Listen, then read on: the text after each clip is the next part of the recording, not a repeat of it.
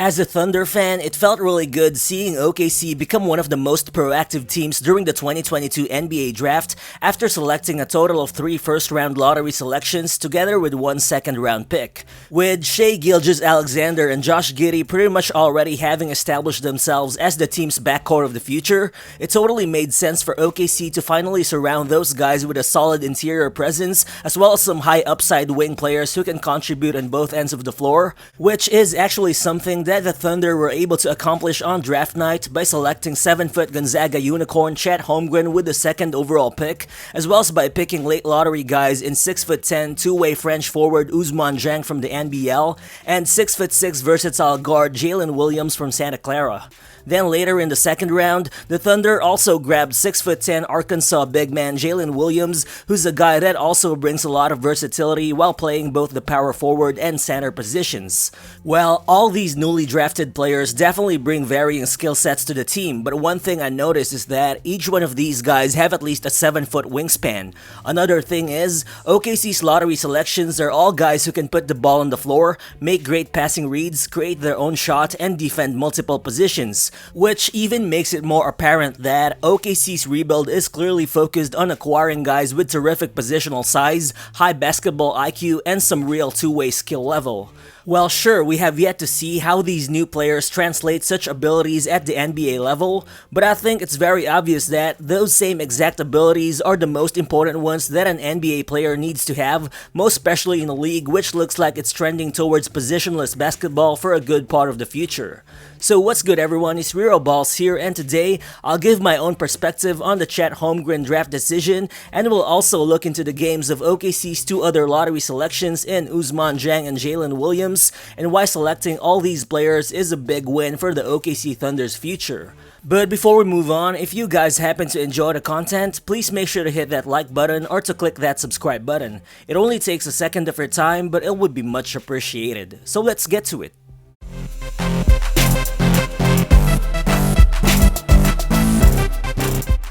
I've already gone in-depth with Chet Holmgren's game a couple of times over the past few videos on the channel, but again, let me just say that, first of all, Holmgren is just someone who always seemed to fit what OKC wanted at this point of the rebuilding process. Well, the word unique has probably been overused when describing Holmgren's skill set, but he's really a very unique type of player, as at 7 feet tall, arguably no other guy to enter the NBA over the past decade or so has the combination of high-level defense and offensive versatility that Holmgren brings. But more importantly, Chet will immediately address 2 issues that the Thunder currently have, which are rim protection and floor spacing. While on defense, not only is Chet already positionally elite at 7 feet tall with a 7'6" wingspan, but he also has insane anticipation and timing, whether as a weak side rim protector, a drop defender, or as a switchable big man in the perimeter. While at Gonzaga, Holmgren had a total of 117 blocks while averaging 3.7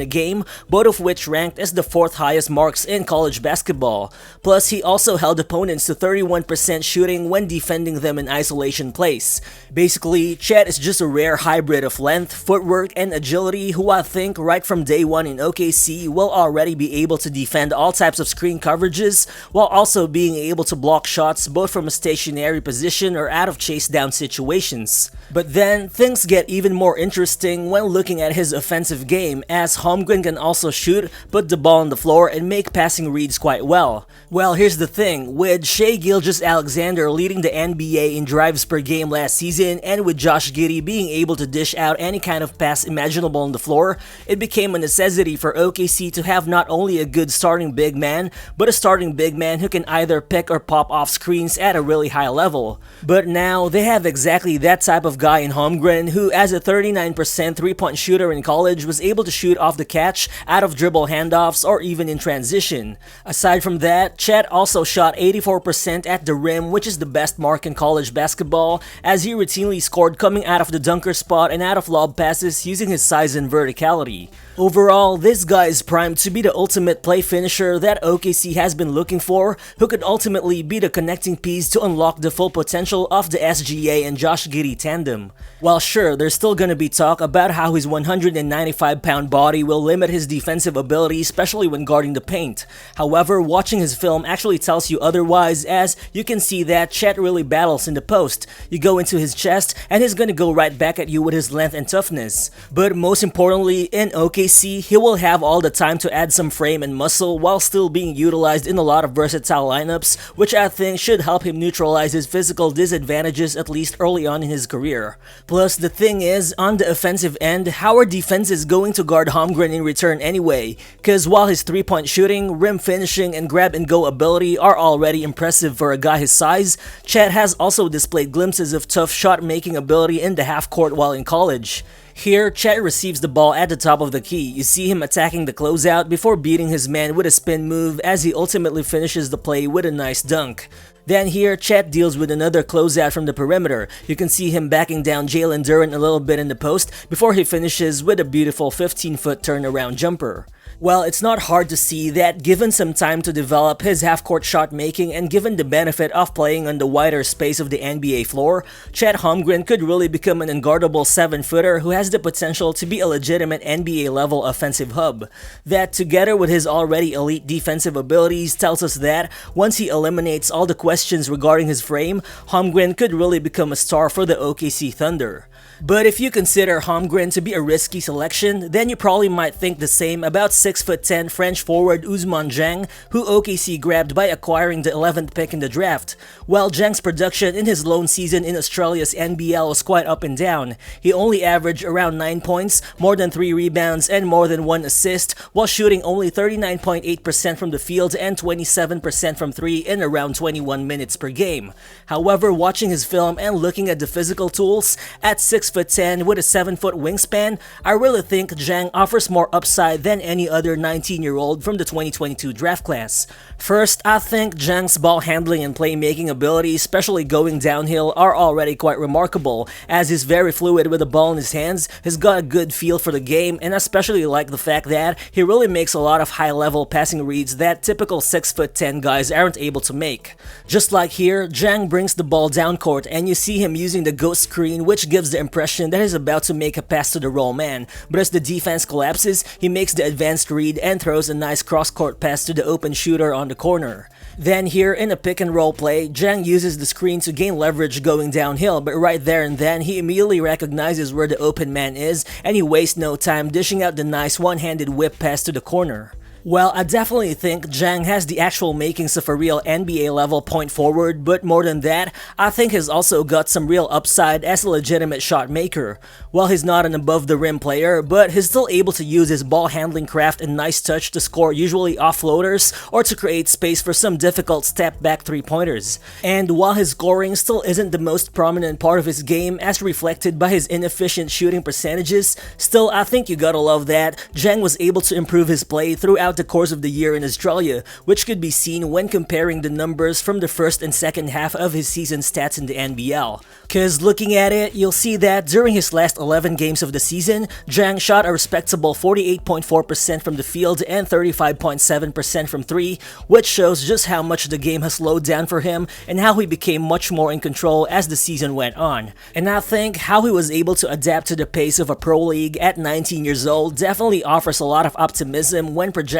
his offensive growth as a young player coming into the NBA. But overall, my favorite part of Ousmane Dieng's game is still his defensive versatility, cause for a 6'10" guy with a 7-foot wingspan, Zhang already has the requisite frame, the lateral quickness, and the active hands which should enable him to guard up to 4 positions at the NBA level right from day one. Here, you can see Zhang defend in semi-transition. The ball handler attacks his high foot, but Zhang pivots his hip and forces the drive wide by inviting contact before he uses his size to alter the shot at the rim. Here, Zhang picks up the opposing team's point guard in the perimeter, and as the guy attacks, you can see Zhang slide his feet really well in space before he uses his verticality to get the block under the rim. Here, as he defends the opposing guard, you can see the screen coming, but Zhang actually fights through it before he finishes the play by swiping the ball out of the guy's hands. Well, sure, he's still very raw, but with Zhang, I think Sam Presti's betting that OKC's developmental program helps him translate his outside shooting and shot-making improvements in Australia to the NBA level,